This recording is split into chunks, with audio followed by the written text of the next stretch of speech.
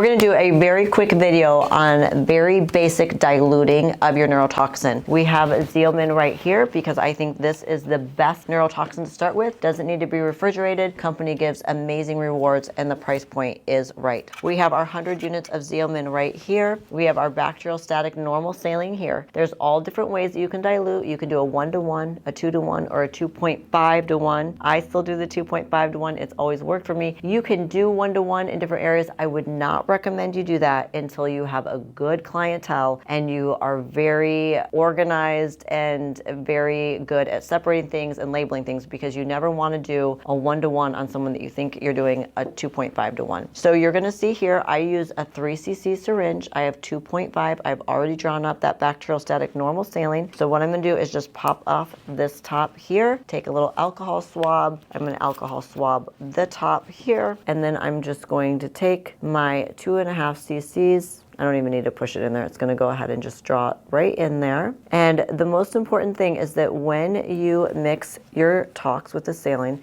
you give it a nice little shake. And I like to even turn it upside down because there's little powder in the cap. So you want to make sure that you don't miss out on that. So now you have 2.5-to-1. Now, how does that equal out when you're drawing up the tox? So we get all of our needles. You can get them on any medical supply store or even just Amazon. So we're going to grab out these little small guys. Now, you may see some injectors using a 100-unit needle. I would absolutely not do that when you're starting, because when you're injecting someone, they're going to be talking to you. You're going to have distractions, and the last thing you want is to lose count of where you've injected and accidentally give extra, because as you know, it is very strong, and if you give an extra 5 units, you could drop someone's brow. So I would keep everything the same dilution with the 2.5. The reason why I like it so much is that every 5 units, so you can see here, every 5 units on here is 2 units. So you'll have 2, 4, 6, 8, 10,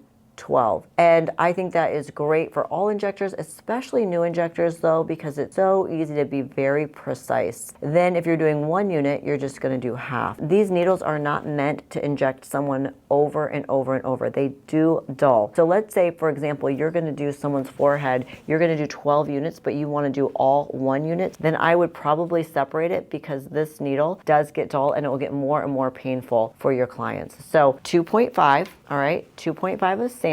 You're going to mix that into the 100-unit vial of neurotoxin, shake it up, turn it upside down, let it sit for about 5 minutes, and then when you draw it up, and we do use a decapper, or you can just use a wine bottle kind of beer cap opener. You don't want to be drawing it up through the rubber stopper. You will really, really dull your needle out if you do that. So then what you can do is you can then lay out, if someone's getting 20 units, you can use 2 for these to get 20, and I kind of lay them out. Now, some people like to have just like a face, so they can lay the needles out for frontalis, for your lateral canthus lines, your glabellar, your lower face, and kind of lay them out. And that's really nice too, because then as you're injecting and putting it aside, you will know exactly what you've done. I know it seems rudimentary, but trust me, there's going to be a time when you're injecting and you're caught up in a conversation or you're distracted by something, and you're going to think, did I inject the right side of her face? Did I inject in between her frown lines? And you just won't know. So it's really nice if you have all of your syringes separated and you can put them in the sharps box as you're using them, so you know exactly where you've injected. I do think it's important. A lot of people hate the brochures. When you're talking to someone about their neurotoxin and it's a brand that they don't recognize, it makes it very official and respectable when they have something they can look at. Plus that mind-hand coordination, they will pay more attention to you if they have something to look at. I also like to give them a mirror. Everyone wants to make sure that they don't have big red marks all over their face after they're done injecting, and also good as you're telling them where and why you're going to inject. Okay,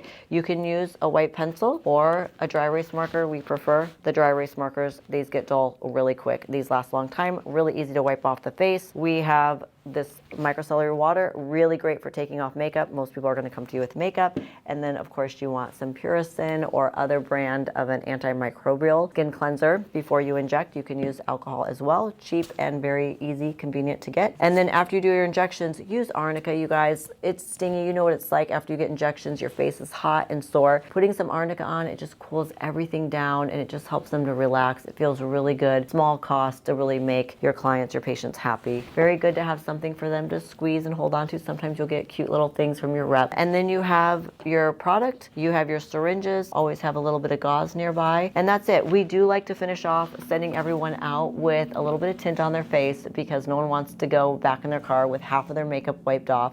You know you're gonna go right back and they're gonna put their makeup on. So they get to try out a product. I get to send them out with coverage on and hope that they won't go get their dirty makeup brushes and then put makeup on their face. So I think that's everything. Let me know if I've missed anything and if you have any questions.